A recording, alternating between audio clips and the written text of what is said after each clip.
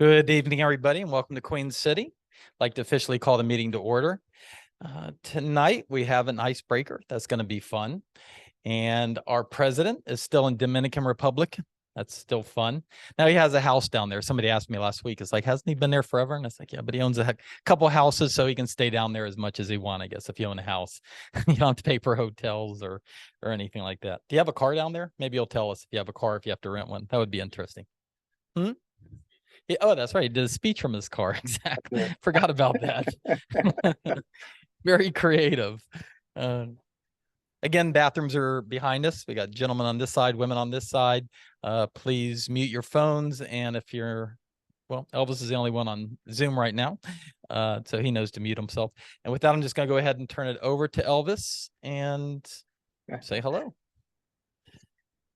Good evening, fellow Toastmasters and honorable guests. Welcome to Queen City Toastmasters and our meeting tonight. As is usual, we like to recognize the presence of our guests. I don't see many. Most of what I can see from here are already members. So I would like to ask David if you can help me acknowledge or recognize the presence of guests, if there are any on site. We have honorary guests such as Alan and Shannon. Oh, and we do actually have one, so we'll put her on the spot. It's the wife of our icebreaker. I'll let her introduce herself and say why you're here, which I just did. Okay, exactly. Hi, my name is Christina Pizarro. I'm here to support my husband, Milton Pizarro, who's doing his icebreaker today, and to get to understand a little bit of what Toastmasters is because, well, he's leaving the house to come here. I want to know what's going on. It's a legitimate place. So, yeah. So, yeah, thanks. Interesting. And I see also that Ron has come back. So can you please introduce yourself? Tell us your name. How did you hear about our club, and what are you looking at by joining Toastmasters meeting? Hi.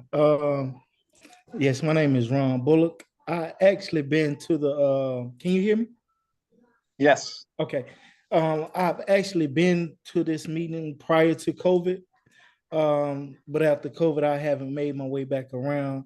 I did like the field, but I definitely want to work on my speaking, my public speaking, and grow more comfortable with that, and network as well. Well, welcome back, and you're in the right place. All right, thanks for having me. Now, David, would you like me to introduce the Toastmaster of the day, or would you like to do it from there? You can do it. I'll just hand the mic over to him. All right. So I would like to now introduce the person who is going to lead us through the rest of this meeting. He is one of the most seasoned Toastmasters in Queen City. Please help me welcome our Toastmaster of the day. Drum roll. John Cappello. There you go.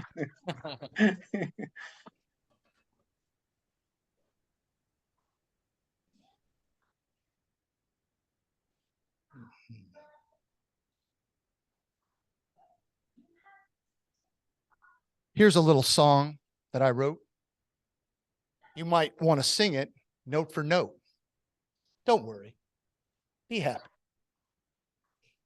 In your life, you have some trouble. When you worry, you make it double. So don't worry. Be happy. Don't have a place to lay your head. Somebody came and took your bed. Don't worry. Be happy. The landlord called. Said your rent is late. He may have to litigate. Don't worry. Be happy. Ain't got no cash, ain't got no style, ain't got no girl to make you smile. Don't worry. Be happy. Listen to the words that I say. In your life, expect some trouble, but when you worry, you make it double. So don't worry. Be happy. Fellow Toastmasters, honored guests, guests online, My name is John Cappello, and I will be your Toastmaster of the day. My role is effectively to moderate, to lead us on our journey here tonight, as well as to introduce tonight's theme. Now, you probably recognize, maybe you didn't, that is a 1980s reggae riff by Bobby McFerrin. It's a feel-good song, something that has a permanent status in the Cappello playlist. And it's something that I play whenever I need a little pick-me-up, or when I feel that very destructive power of worry starting to corrupt my brain. Worry is, in fact, quite destructive. And if you think about it, what we're here at Toastmaster, yeah, we want to learn how to be more of effective speakers, and we want to learn how to be more effective leaders. But what we're really selling here at Toastmasters is self-confidence. And worry is the kryptonite of self-confidence. Worry is the harbinger of fear. Worry is the harbinger of self-doubt, and ultimately the harbinger of regret. We're all trying to step out of our comfort zones. How do we do that if we're consumed with worry? Worry ultimately is a habit, a chronic habit, I would argue, that I don't know if it started during the pandemic or negative media, social media, but it's a problem, in my opinion. I have a relative, let's just say, that's a compulsive worrier.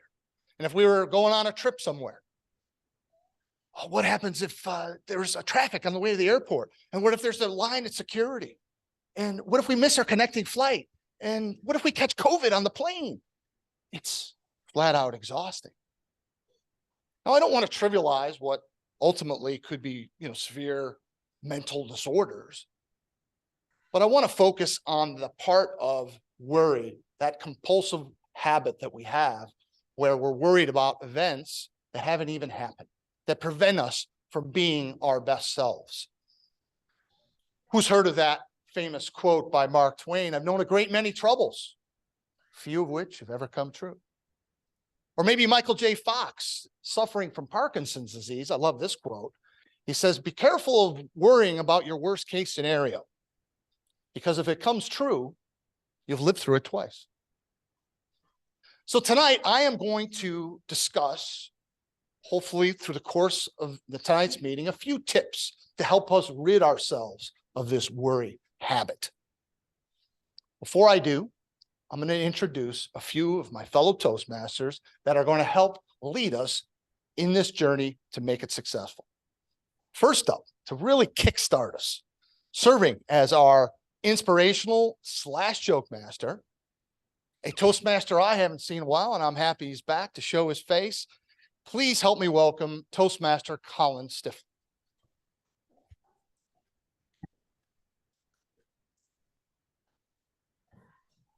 Thank you very much, Sean. Apologize for the cold handshake there. Chronically cold hands these days. First and foremost, I'd like to apologize for any nasally voice that I've got going on. Slightly intoxicated looking eyes. I'm not drunk. I'm not high. It is allergy season, and it is running amok in my life and in my home. To be honest, I didn't really prepare much this evening. Didn't really think that was particularly necessary, given that we have the granddaddy of all inspirational speakers as our Toastmaster tonight. But I figured, who better to jump on the bandwagon with than that gentleman sitting over there? I'd like to repeat an inspirational speech or opening that I have given previously to this group, because it's something that, frankly, I try to reassure myself, and perhaps it will resonate with some of you. No one is rooting for you to fail. In my life, there's been a lot of stress lately, and it's come in two varieties. The first is fear of judgment from others. I feel like it's easy to perceive judgment from other people, even though I think in most cases it doesn't exist. I'm fairly confident in saying that most of you who are standing out here in the crowd at the moment, or on Zoom, or sitting, I should say, are not waiting for me to stumble, waiting for me to lose where I'm at and what I'm trying to say, to look stupid, to sound foolish.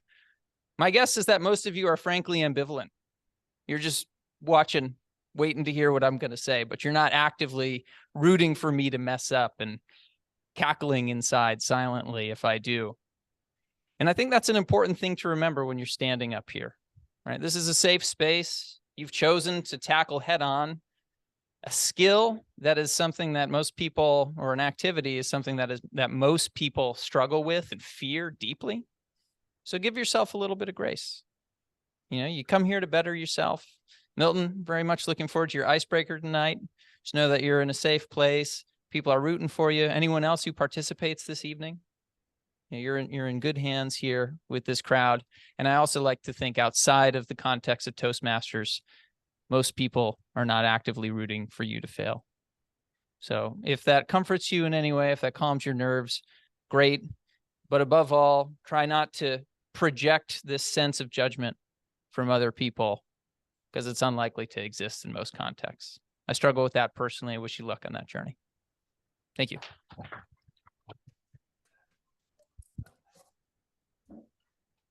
Thank you, Toastmaster Colin. Very inspirational, provided some good advice for us. And a reminder, and perhaps our first tip on why not to worry. Next up, serving as our grammarian and helping us be mindful of our filler words, use of grammar, as well as introduce the word of the day. Please help me welcome to the stage Toastmaster David Sebesta.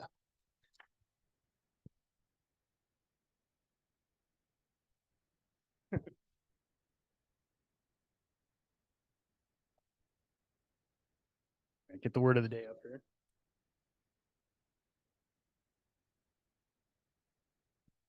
All right, fellow Toastmasters and honored guests, I am grammarian tonight.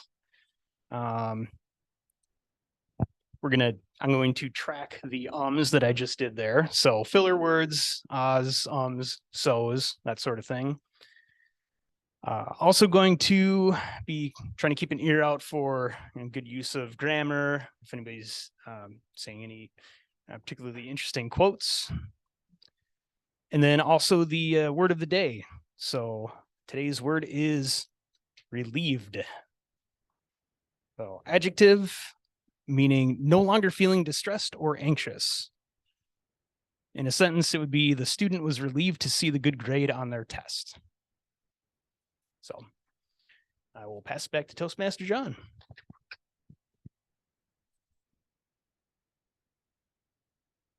Thank you, Toastmaster David.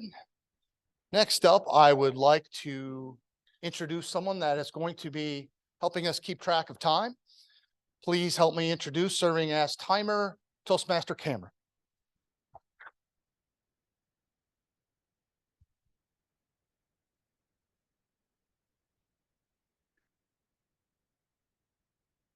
I guess it's irony that I'm the timer tonight, even though I showed up late. But here goes nothing. So tonight I will be the timer. We have one time speech from Milton, which is the icebreaker. So that's going to be, I think icebreakers are 4 to 6.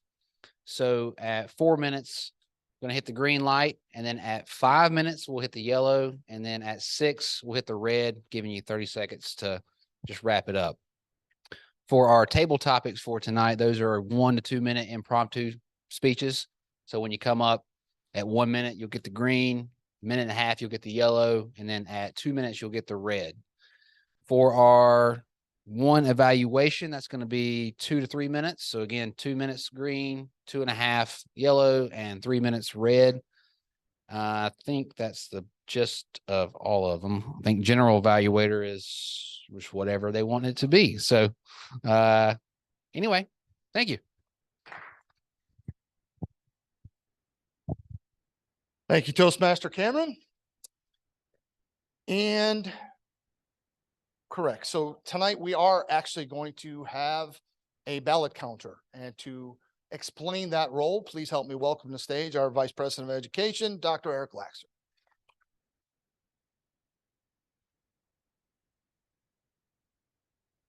Thank you, Toastmaster of the day or evening, John. And good evening, fellow Toastmasters and honorable guests. So as you know, Toastmasters has different roles for people to play.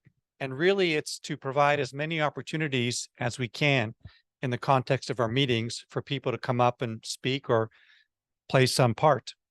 And so my role this evening is the ballot counter. And even though everything that was said up until this point about the meeting being a safe space, and there's no judgment here, nevertheless, occasionally we still introduce balloting.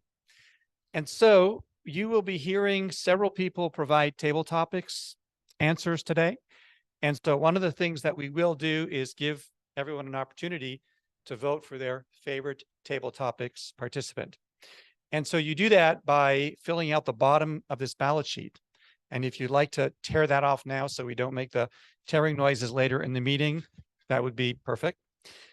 And the other function of this ballot, as you'll see, there are some instructions at the top, and it's written out first speaker, second speaker, third speaker, etc.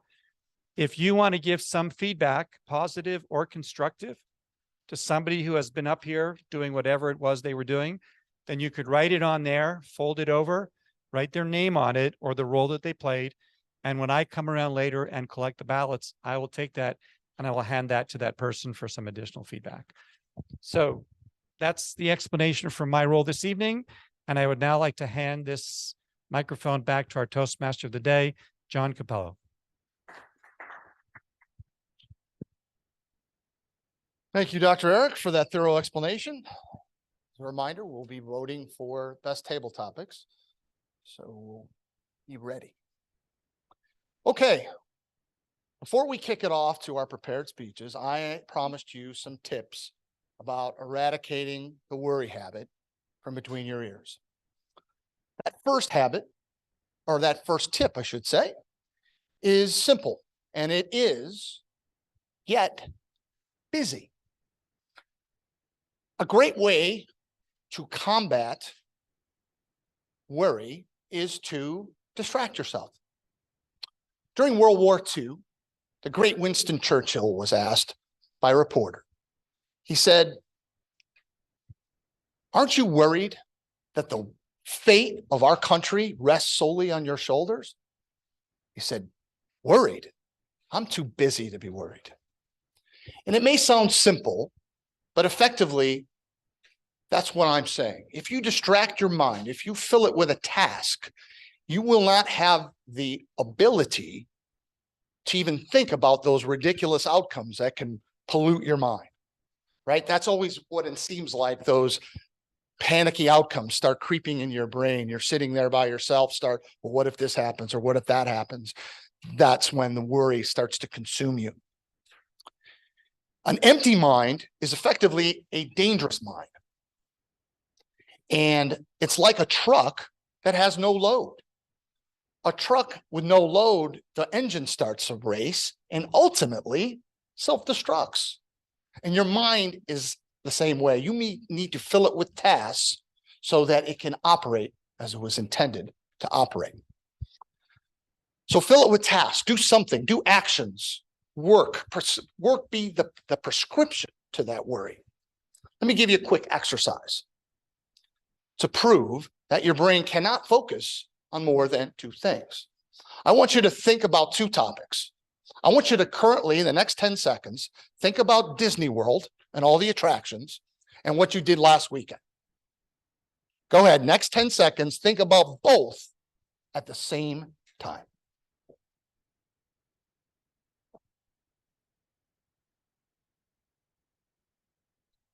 Before I even ask, I'm guessing you might have been able to switch back and forth from topic to topic, but you could not think about both at the same time. Emotions are the same way. You cannot do it. You cannot worry when you have your brain focused on another task. I leave you with the quote by Lord Tennyson, who said, "Lose yourself in action, lest you wither in despair." With that, we have something special for our prepared speech tonight, and that is an icebreaker. And as I have mentioned numerous times, icebreakers are special. It's a first jump off the diving board. It's a first speech that you present to Queen City. And like any journey, the greatest journeys start with the first step. So with that being said, I want everyone here to provide a warm welcome to our newest Toastmaster, providing his icebreaker of the night entitled My Motivational Speaking Journey. Please help me welcome to the stage Toastmaster Milton Pizarro.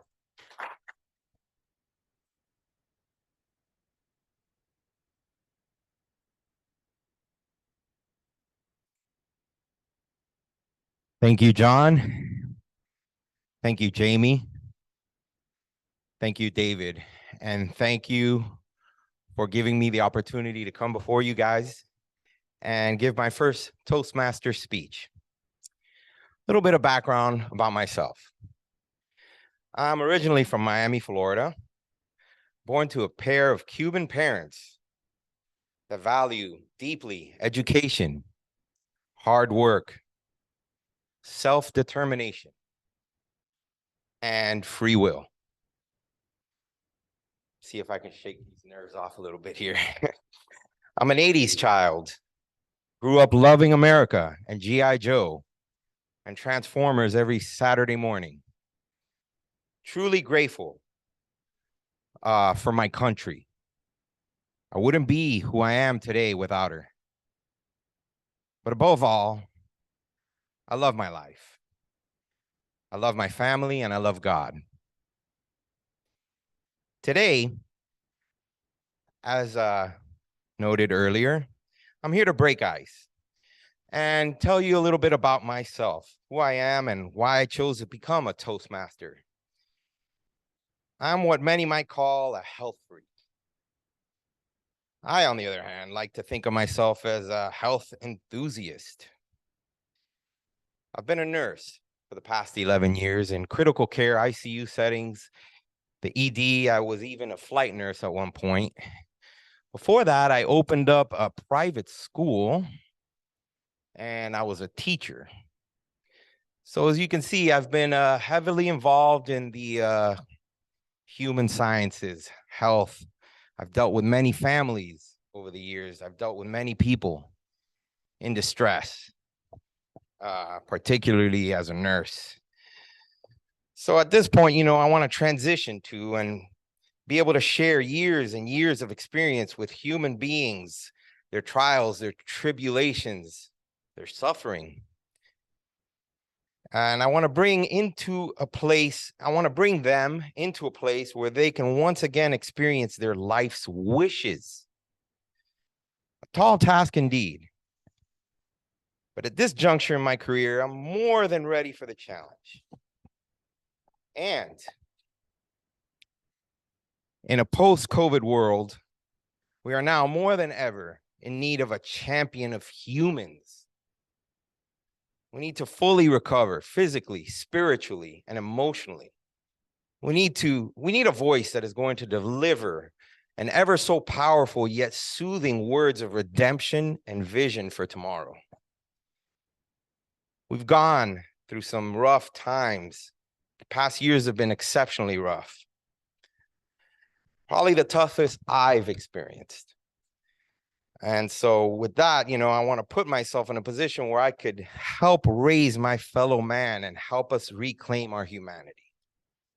It starts with a proclamation, not just of our health, but of our prosperous health. And there's a difference. I want to help others, not just to survive, but to thrive.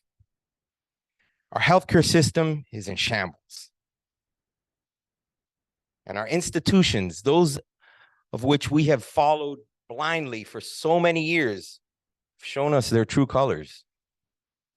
It's time for a voice that can sift through the wreckage and reunite us in a common purpose of well-being. We need to come back together as people and rebuild our lives, become stronger than we've ever been. We need to find closure from the past 3 years and look forward to a better tomorrow. One that is fulfilled with health, joy, sit-ups, and push-ups.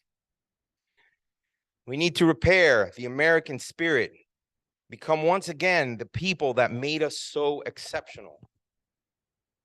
So in essence, I want to not just be your healthcare guru, but also your source of inspiration and empowerment.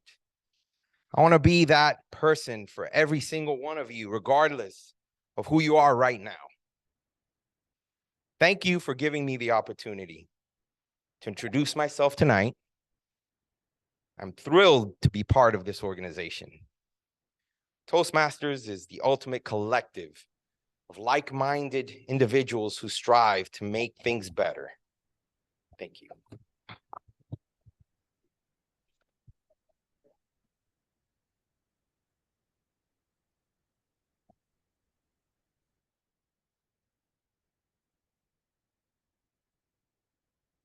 Toastmaster Milton. First of all, let me just say congratulations. Icebreakers are special. They're inspirational for me. It's that first small step. And I'm telling you, the feeling of gratification of accomplishing that. I remember when I did mine, it feels great. And I hope you are enjoying the same gratification, my friend. Well done.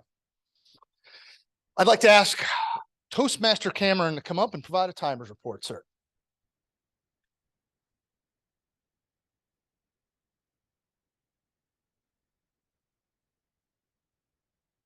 First of all, Milton, fantastic job. How on top of the world do you feel right this second? Yeah. I'll bet you're relieved that it's over. But that feeling that you're feeling right now that you just accomplished something big, you should feel that because you did. And so awesome job. Thank you for sharing that with us. And your icebreaker came in at 4 minutes and 50 seconds. So well done.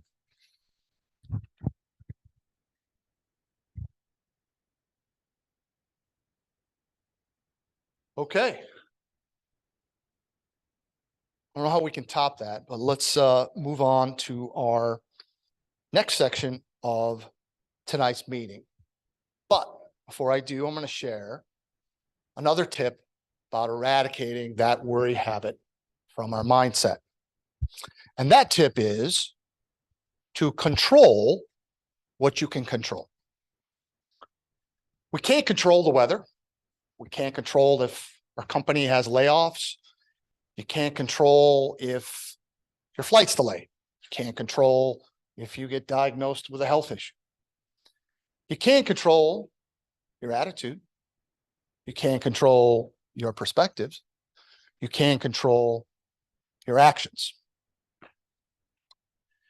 Too often, however, people waste a lot of energy trying to resist, refusing to accept what is. Far more graceful, we need to be able to accept, keep calm, carry on, accept it with grace, accept inevitable, and quit trying to fight it. Tony Robbins has this great analogy. He talks about the fast rapids river of life, where you're traveling down that river, and sometimes it takes your canoe or boat to a path that you weren't expecting or that you didn't want to go down, at least initially. And you spend so much time trying to paddle back upstream to get back to that original path that you thought you should go down, only to realize that if you just went with the flow, that your life would be so much easier and so much more enjoyable to enjoy the ride. In order to follow this type of concept or this approach, I want you to try the following exercise. Anytime you're faced with a problem that you're worried about, I want you to first write it down. A problem well described is a problem half solved. Secondly, I want you to write down all the facts. Confusion is one of the biggest sources of worry. You're going to ask yourself the following questions. What am I worried about? What can I do about it today that I can control? Decide what actions that you can control and implement it immediately. And most important, do not look back. Do not second guess yourself. If you follow this approach, you will help remove and eradicate worry from between your ears. I will leave you with the following quote, which I think sums this up perfectly. It is by W.W. Bartley. For every ailment under the sun, there is a remedy or there is none. If there be one, find it. If there be none, never mind it. Now, with that said, we are going to move on to our impromptu section of tonight's meeting. And to help lead us in that effort, please help me welcome to the stage Toastmaster Andrea Chocolate Butterfly Williams.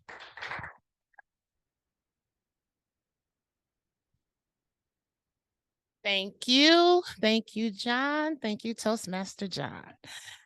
So today I am in charge of taking us a little further.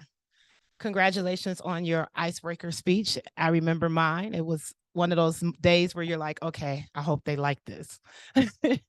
But we need to not worry about that. We just need to be happy that we're having the opportunity and be relieved that we get it done. So get that out the way.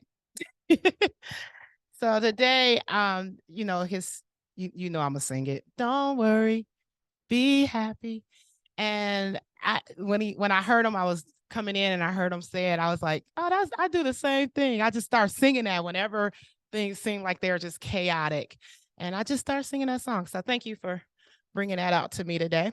And so table topics. Let me tell you about table topics, because we have people here online and people here in person who may be new and they don't know really what to expect, right? So table topics is when you get up and you know, you've been in a classroom or you've been at work and they ask you to talk about something and you were not prepared. How many been in that situation? I have. I do it every day. I run meetings and then someone's like, well, what about? And I'm like, So that keeps you from doing the so because you're thinking on your feet. So when you do impromptu, like ad-libbing in a song, you have to think on your feet. So it gives you the opportunity to be in the present without having the anxiety of preparing. That's how I look at table topics. It gives you the opportunity to just be present for yourself and speak your mind. Sometimes we do need to speak our mind respectively, but we speak our mind. So you have 1 to 2 minutes. You have to speak for at least 1 minute. You don't have to speak for the whole 2 minutes, and you can't speak more than 2.5 minutes. Okay, everybody understand, class? All right.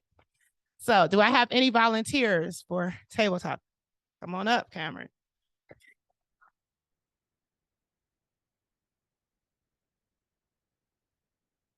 Like I said, John. He's lying, by the way.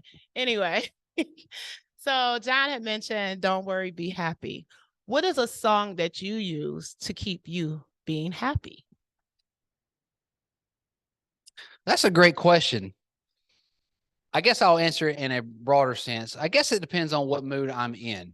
Sometimes I want to listen to a song that makes me happy. Sometimes, for whatever weird reason, I want to listen to a song that makes me sad to kind of help push me over the edge, just to get stuff out. Sometimes I want to listen to a song that makes you want to put your head through the windshield because I need an extra little bit of motivation. Has anybody ever seen the Rocky movies? Raise your hand if you've seen the Rocky movies. All right. What's your favorite? Go ahead. It's Rocky 4. You don't have to answer. We all know it's Rocky 4. When he fought Ivan Drago, the big Russian.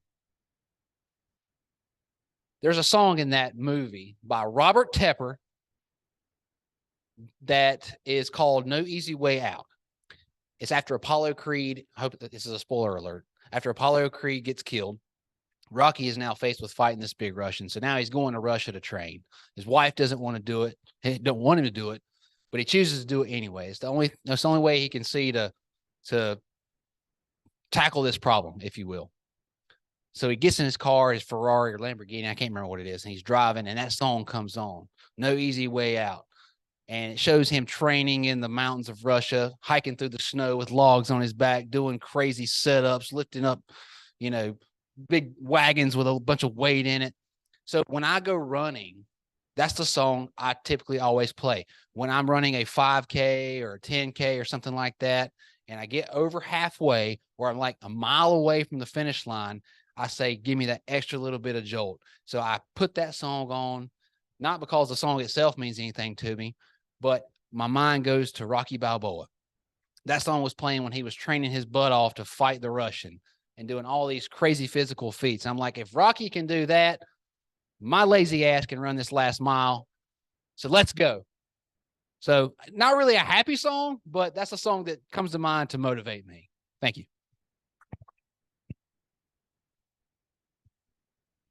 Awesome response. Awesome response. And that's how you get it done. So do we have another person who wants to share a little bit about themselves and be present with us today? Leon wants to prepare. He's ready. He's in competition mode. So we're going to support him on this. So the next question is, you were talking about an idle mind.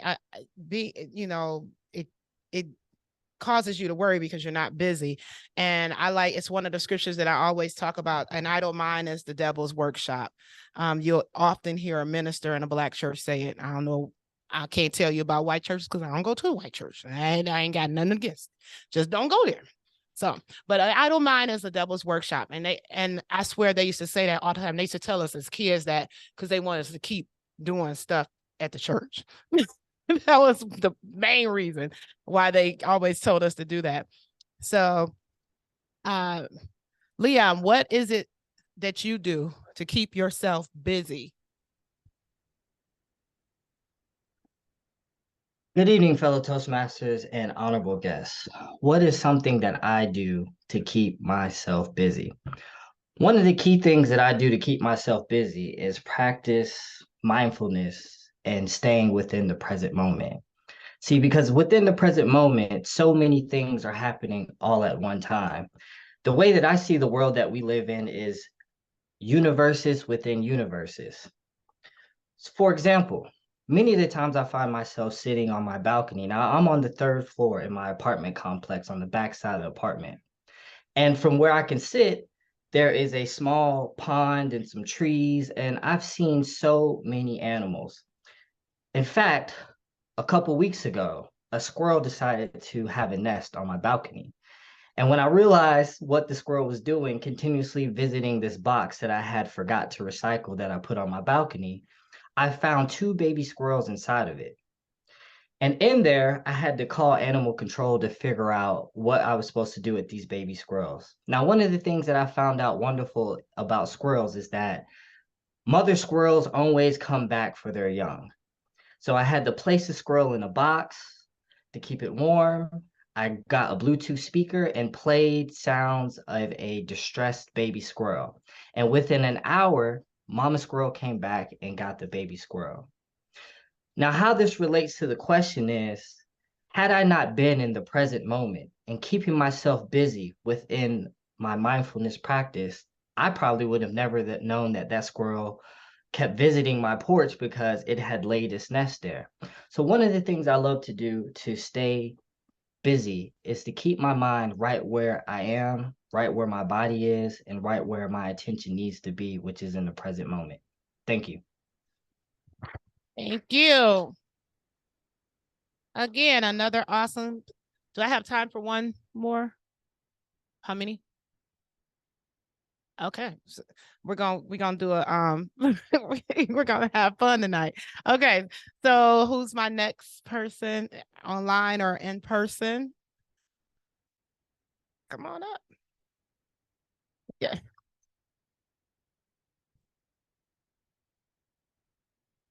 So you know me, I'm a lifelong learner. So I read a lot of books. And I listen to them because I just really don't have time to sit there and read. So it's better for me to listen to them. So one of the books that I just finished was Chasing Failure by Ryan Leake. And in that book, he talks about how we get distracted by looking at what other people are doing. And he mentioned that if you are already in this mindset that everybody's doing better than you, get off of social media. Get off of social media because you're going to see what everybody wants you to believe is true in their life anyway. I'm just going to say it's what they want you to believe is true in their life. And you're going to think that your life is sucking because you see what everybody else has or does or have accomplished. And maybe they have, but you can do it too. So what is it something that you refuse to do when you're feeling doubtful?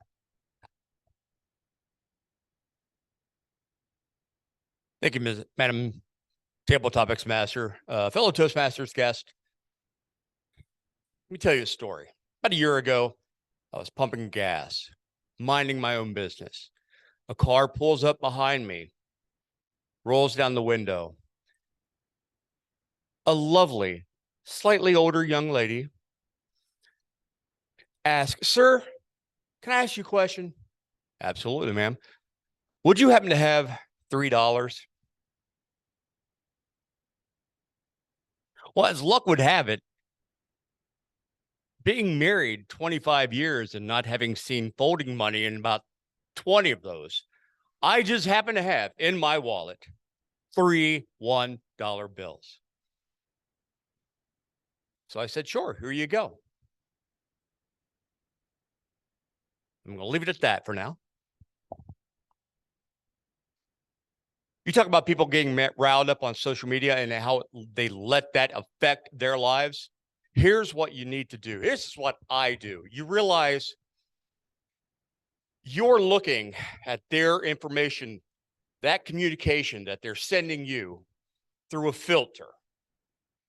It's a filter of your own experience, your own emotions, your own preconceived thoughts that something is right, something is wrong, when actually all they are doing is providing information. You're the one making of it what you want. When you see that person laying on a beach and you think, wow, their life is awesome, just realize their life may not be awesome. They may have saved up 5 years for that vacation.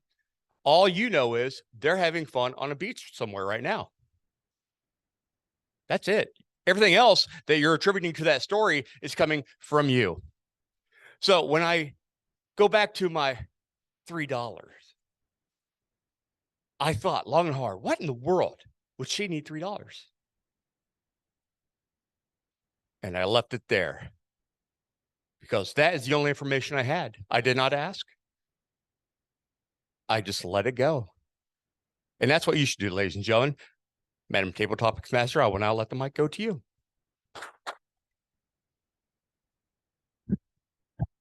Thank you. All right. So who's my next person who is ready for a wonderful question? Come on down.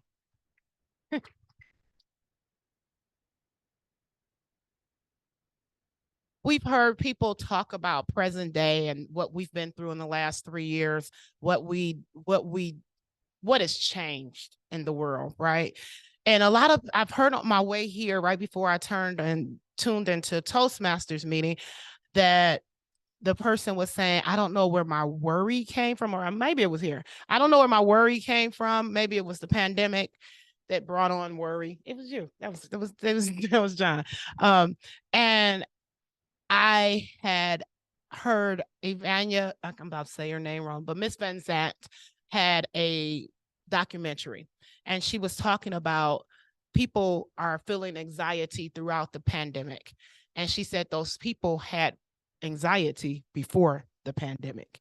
They just didn't know how to they were so busy that they didn't have time to address it. What is it during the pandemic that you realized that you had just ignored? Xavier. Thank you. Good evening, everyone. The pandemic was very hard for me to get through. Graduated from UNC Charlotte with a bachelor's degree, and during the time, it was really hard for me to find a job. A lot of companies didn't want to interview any new candidates, and I just felt depressed. I felt down. But thanks to TikTok, YouTube, a lot of other people that was going through the same thing and helped me embrace this situation. So even though I felt down, there was a positive light at the end of the tunnel. And that was a vaccine was produced. People were finally getting back on their feet. The government was able to provide that help to small businesses that were going out of businesses because of the lack of customers, because people weren't able to leave the house. So I say all that to say this.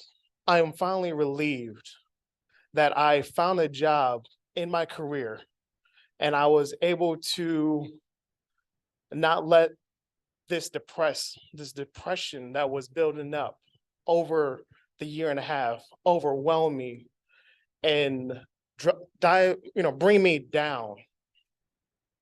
And I can, like I said, say that I found a job in my career and I'm staying positive. And I wish that anybody else that's been through that depression, just feeling down, that just hang in there. You'll get through it and you can move forward. Thank you.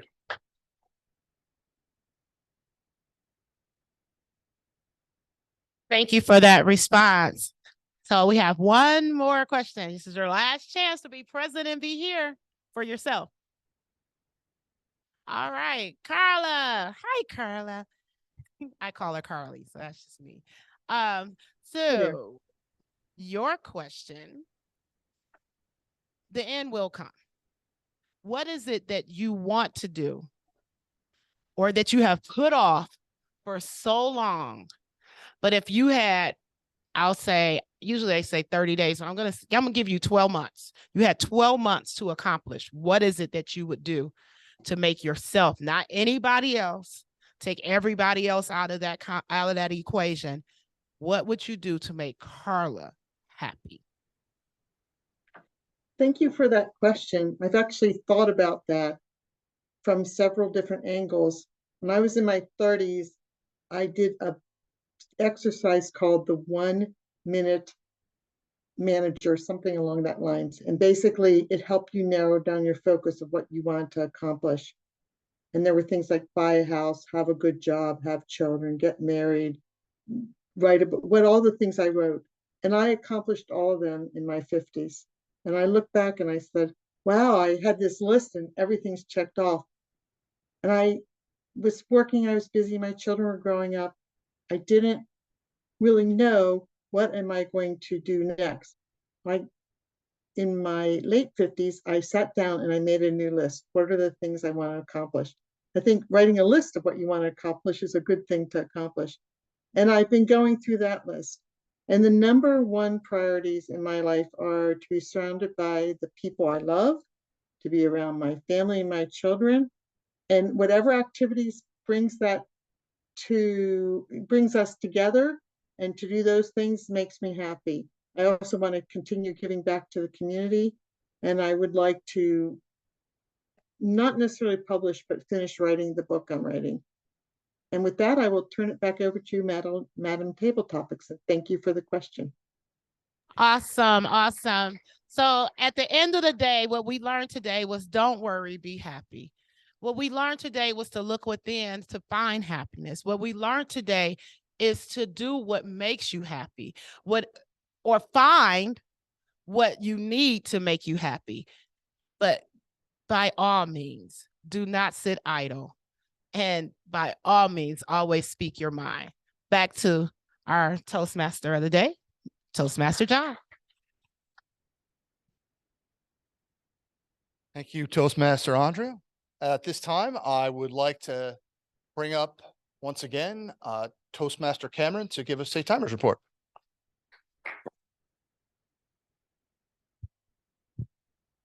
Sure. All right, y'all kept me busy. There's 5 table topics. Yours truly kicked it off with 2 minutes and 7 seconds. Leon with 1 minute and 53 seconds. Shannon with 2:27.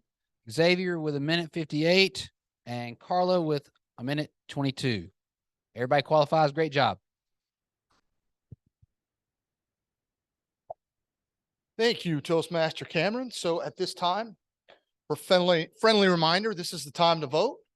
we'll tally things up and see who everyone voted as the most impactful impromptu speaker of the evening.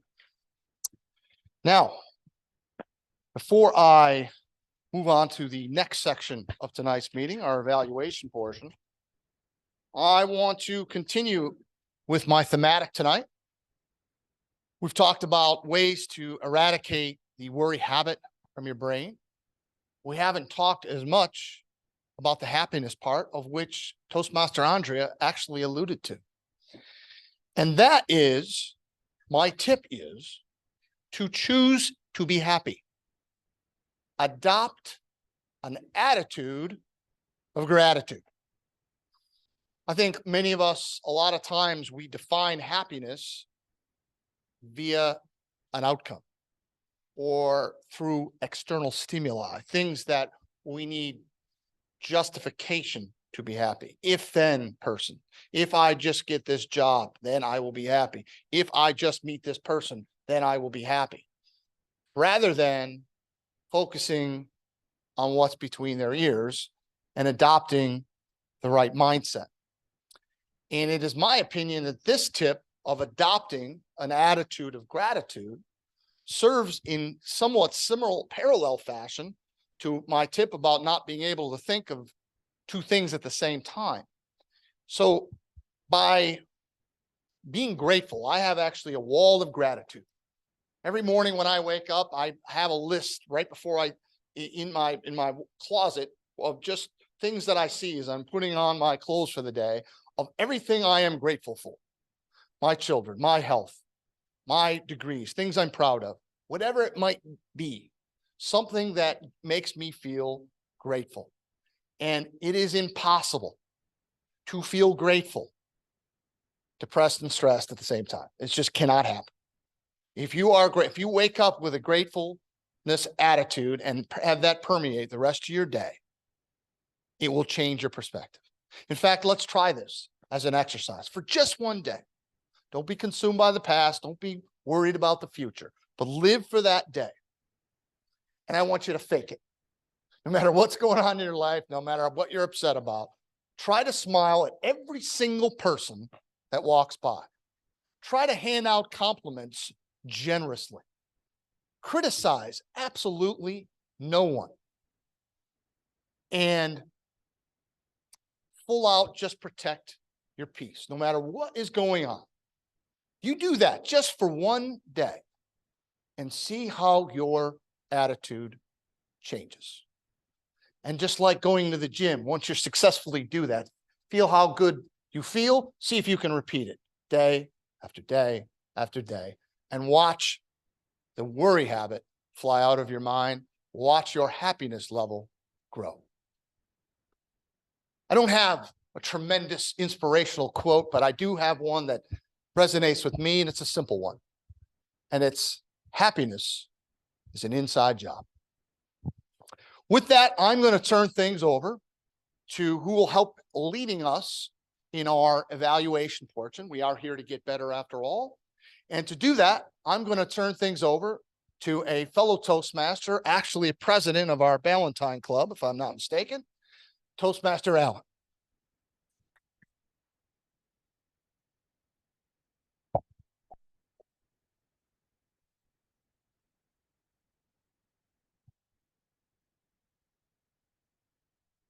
Thank you, John. Good evening, fellow Toastmasters and our guests. As John just mentioned, Toastmasters is a firm believer in feedback and growth, and that's what the purpose of this session is for. We will get a chance to receive some feedback on what was done well tonight, not just for the meeting, but of course for our speaker, which we'll get to in just a moment. And then my job is to facilitate that session. So to get started, we'll start out with our first evaluator, who's going to evaluate Milton's icebreaker, and that will be Jamie.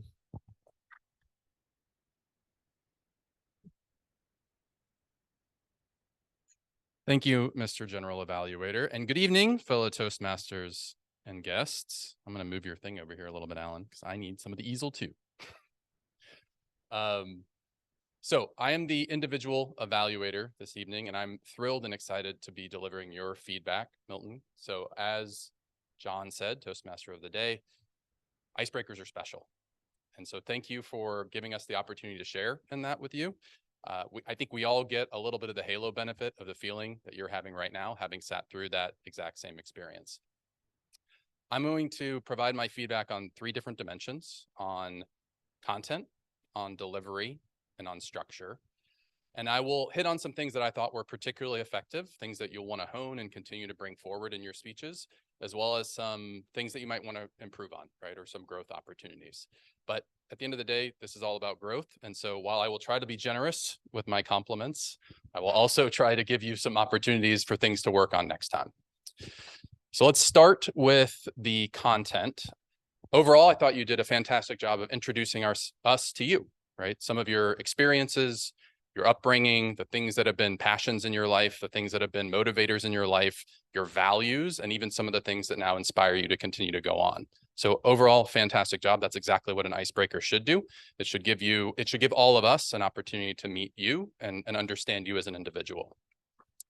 Some things that I thought were particularly effective in terms of the content: you used humor throughout. That's always a winning strategy as a public speaker. The more you can do to bring that in and also personalize it, right? So you specifically said health enthusiast. I thought that was a really funny comment and a way to take something that's meaningful and important to you and bring us into it in a fun and unique way. You had some very effective use of language: here to break ice as a play on the icebreaker, sift through the wreckage. Those were things that just resonated with me throughout in terms of very thoughtful comments that you were bringing into your speech. Let's move to structure. So overall, again, it's an icebreaker. There's not a whole lot of structure. It's telling a story, but I thought you were very effective as telling a story and giving us the journey from your background and your upbringing and how that's made you an advocate for public health. So I thought that was very effective as well. One feedback opportunity here, or one thing you can grow on: over time, rely less on your notes and try to engage your audience more, right? Again, that's something that comes with more experience and more opportunities to present up here, but it's something you should definitely think about the next time you prepare for your speech. Let's go to delivery. Great presence throughout. I thought you had a very commanding voice, a very confident voice throughout. I didn't notice any filler words, or very few filler words. We'll hear from our grammarian. Maybe they caught some that I didn't. The one thing in terms of opportunity here is just figure out how you can use the space more, right? So you were very stationary. Again, I think that's an opportunity that will come with delivering more speeches. Think how you can reach out to that side of the room, reach out to that side of the room as well. And that's it. Let me leave you with this, right? While you might feel relieved at this moment to get through the icebreaker speech, and you should, I also want you to feel that rush and remember that rush that you have right now that you said you were experiencing. And I want you to feel hungry to get that same rush again. So take a week, enjoy, bask in the glow of getting through your icebreaker speech, but don't go much past that, right? Sign up for your next speech. Make sure, whether it's a month out, 6 weeks, that you're getting right back up here, because that's going to make you even better. Congratulations.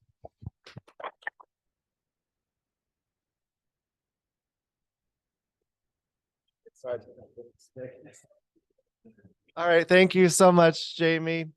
And Cameron, would you please come up and tell us how long Jamie's evaluation was?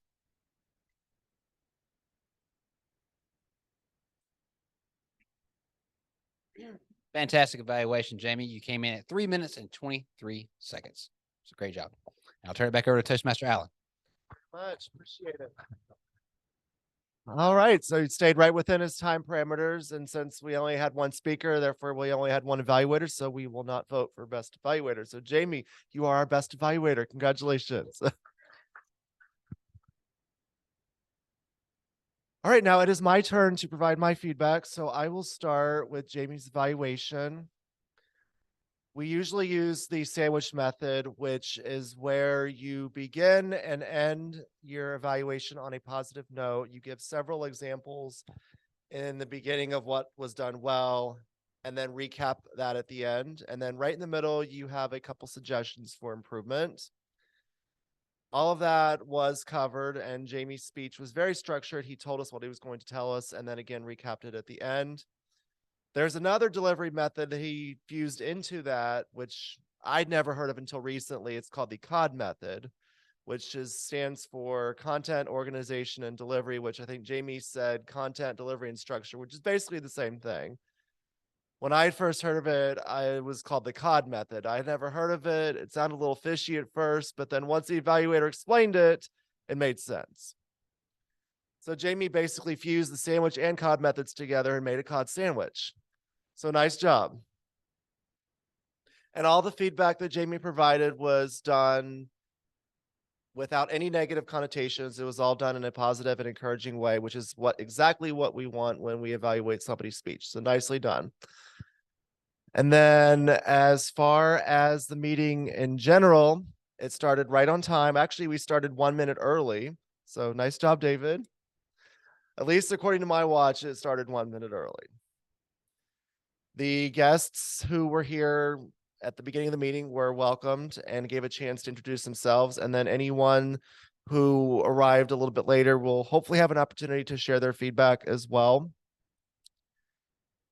Colin, that was a great inspirational message. Thank you for re-emphasizing that Toastmasters is a safe space, because it definitely is. There are no judgments here. And I've never, in my entire 5 years of being a Toastmaster, met anyone who was abrasive and didn't want anyone to succeed, although that's just my experience.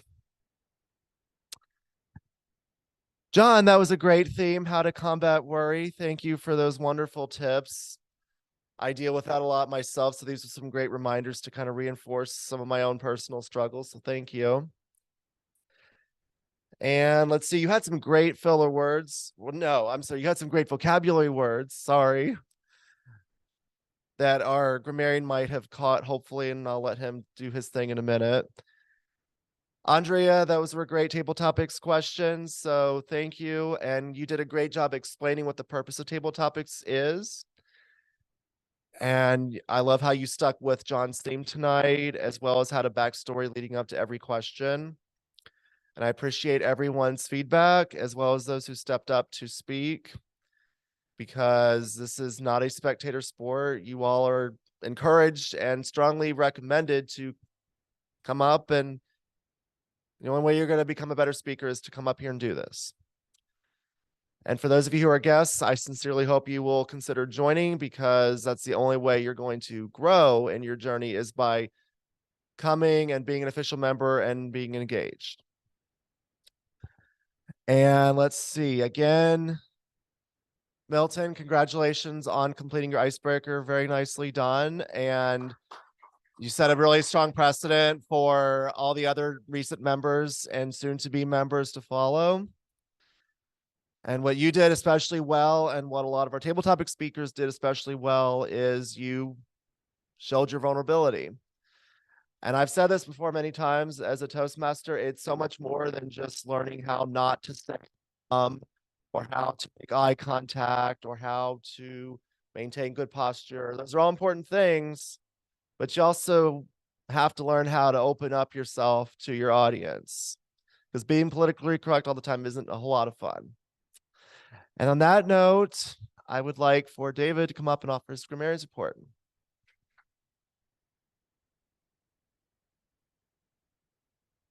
Thank you. Let's see here. Okay, so I tracked a lot of the filler words. I didn't do a ton of the grammar, but John, excellent. I was sitting there waiting for a filler word, and there was nothing, so that I caught, so that was really good. I think in general, just there's a lot of great use of quotes, so that was good. Milton, thank you for the icebreaker. In yours, you liked quite a bit, but I think that was about it. I think there is a so in there also, but other than that, it was really good. Colin, for the table topic, I think you had and a so in there, but that was great overall. Leon, online, I didn't hear anything for any filler words. Shannon, I think you had 2 so's. That was all I caught in there.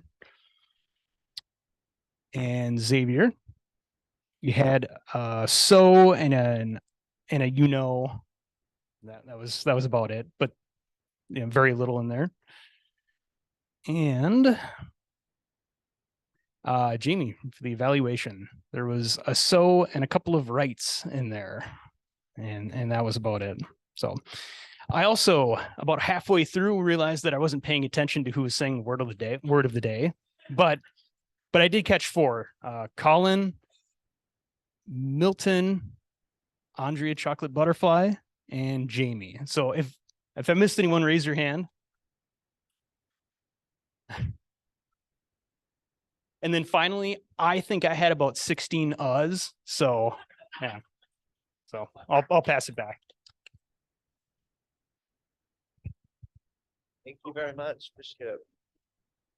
All right.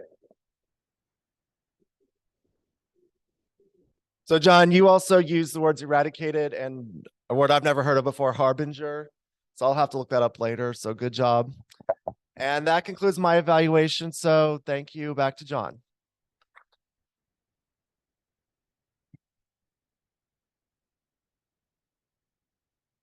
Thank you, Toastmaster Allen, for all you new members and our guests. That's the meat of it. That's when we grow. That's when we move on to the next step. You got to keep moving on to the next step. You come up here, but when you really take that valuable feedback, that's when I think you move on to the next level and become a more experienced speaker, truly.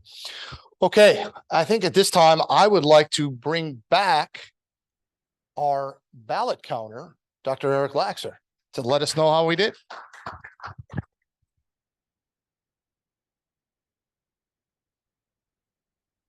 Thank you very much, Toastmaster of the Day, and congratulations to everybody who spoke this evening, especially all of our table topics speakers.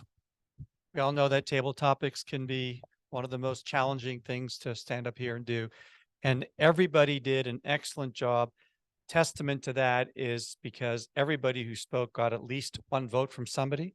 Several people had multiple votes, and we happen to have a tie for favorite table topics speaker. And one of the people who tied is Leon. Big hand for Leon. I will send you a virtual ribbon. I look forward to it. And the second person who tied, or as they were referred to in one of the ballots, that guy with the burgundy shirt, was Shannon. So congratulations, Shannon. And we do have a ribbon for you, so you can come up and get it.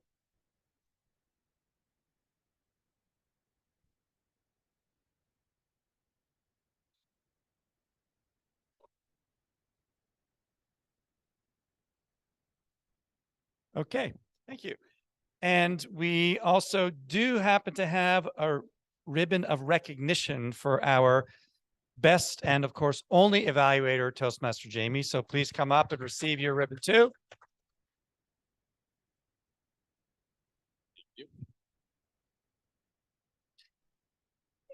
And with that, for now, I will turn the microphone back to our Toastmaster of the Day.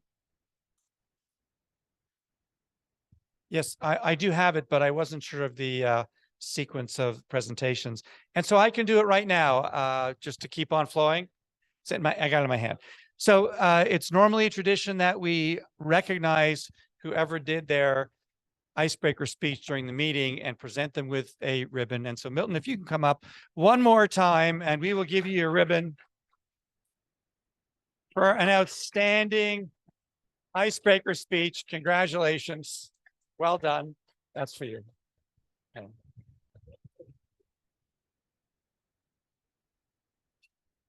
One more time. With that, I will now turn this back to our Toastmaster of the Day, Toastmaster John. Thank you. Thank you, Toastmaster Eric. I covered a few things tonight. Let's do a quick recap. How do we eradicate worry? 1, get busy. 2, control what we can control. Number 3, adopt an attitude of gratitude. You do these 3 things, and I hope that it will put you on a better path towards success, partly in our journey in life, but also here at Toastmasters as we try to step outside our box, step outside our comfort zone, and work towards improving and becoming better versions of ourselves. Now, before I turn things back over to Dr. Eric, who's going to close out our meeting tonight as our VP of Education, I would like to pose a question back to you all.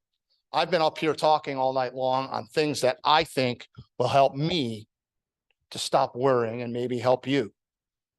Does anyone else here have any tips that have worked for them? I turn it back over to you, perhaps for some advice for myself that have helped you move forward in life when things get difficult or when you're worried about an outcome that yet has not happened.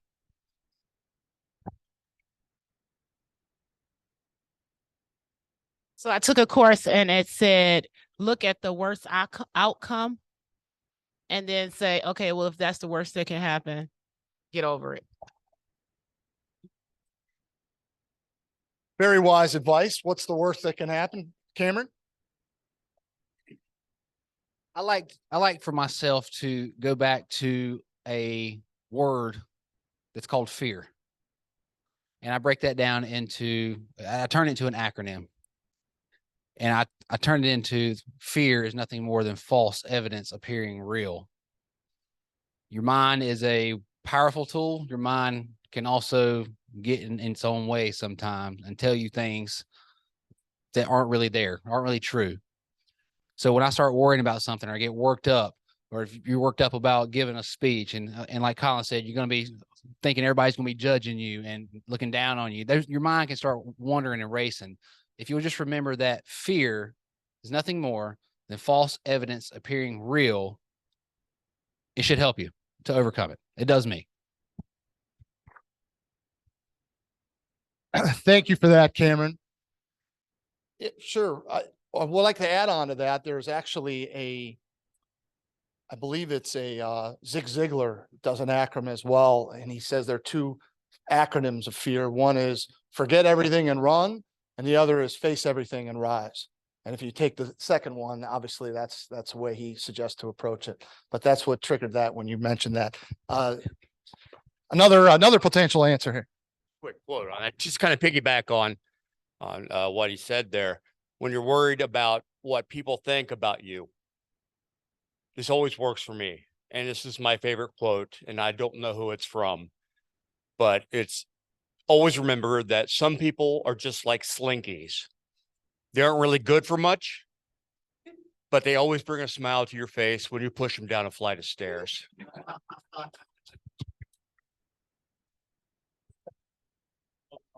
One more online, please. Feedback is appreciated. Yeah, sure. I want to share this with you all. It's actually part of a Stoic practice of negative visualization because life is a mixture of both pleasure and pain. I know we want all the pleasures in the world, but tend to avoid the pains, but that's not really living. So they have this practice called negative visualization where you actually sit down and think about the worst case scenario, feel the emotions, breathe through it, and have the courage to act regardless. Because those negative emotions of fear, worry, and doubt, they're human, they're going to come up, but we just have to learn how to breathe through them and just have the courage to take that step forward. Awesome. Awesome. Toastmaster Leon, always with as a life coach. I think I need to hire him. Well, listen, thank you again. I appreciate your time. I hope you, at the very least, that you walk away learning something. Congrats again, Milton. Great job. And thank you again for a great meeting. I'm going to turn things back over to Dr. Eric. Thank you.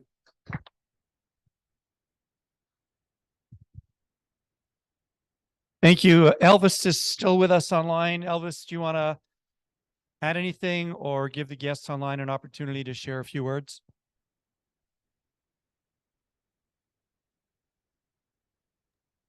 Well, thank you. Thank you, everyone. And speaking of being grateful, I'm grateful for the opportunity to have been here tonight in this meeting where we have learned so much.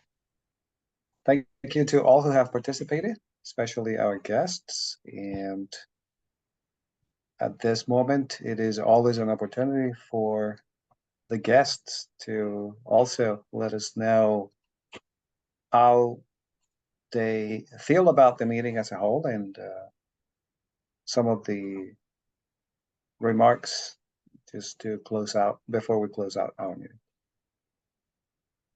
So I have Ron that is online. Would you like to tell us a little bit about what you think of the meeting as a whole?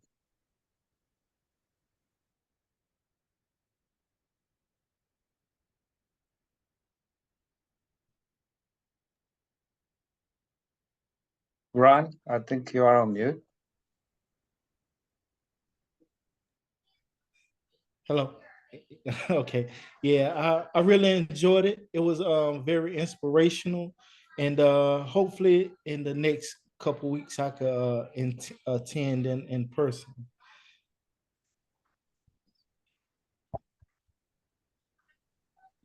Thank you so much. It's great to have you here, and hopefully you can join us in person. Back to you, Eric. Thank you, Elvis. We do have a few guests here, and just with the last minute or two, I'll invite each of them to just share your thoughts about the meeting. Grant, if you want to as well, please join me in welcoming Grant.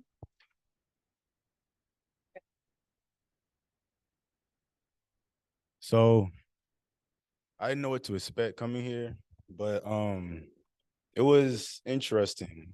I learned a lot and heard a lot from my dad about this, so I think it's something I'm gonna come back to and really practice. So I need to practice. Thank you. Thank you. And I'll walk out here, and I know Xavier's been here before, but please feel free to share your thoughts with us. Thank you. This evening was a great evening. I like to get my hat to, like tip my hat to Milton for a great icebreaker speech. I look forward to delivering my icebreaker speech here in the future. But thank you, everyone. Thank you. And Milton brought a special guest, and she has the honor of having the last word here tonight. If you want to just share your thoughts. Appreciate it. I just want to say that I think this organization is doing a wonderful thing. As an adult, it might be hard to find opportunities to develop and grow. And so to be in a room with adults that are doing just that is wonderful. I think people think education stops when you finish college or even high school. So this is a wonderful thing that you guys are doing. And thank you for having me, and thank you for sharing. Thank you, Christina. I will just ask if anybody has any announcements or any comments they want to add, and I will hand the microphone to Toastmaster Jamie. Hi, everybody. I'm stepping into my treasurer hat for a moment. So I want to quickly remind all of our current members, an email went out. We are coming up on our next cycle for dues. So please take a look at that email. They will be due on the 24th of March. And it's important for our club to make sure that we can continue to stay in good standing and accomplish some of the goals that we have by continuing to keep all of our members right for the next 6 months. If you have any questions, reach out to me. For our new members, or for our guests rather, if you have any questions around membership, please reach out to me, find me after the meeting. I'm happy to help you learn more about Queen City Toastmasters and hopefully get you on board. Thanks, everybody. Thank you, Jamie, and everybody else. And if there's no further business, I will officially bring this evening's meeting to a close.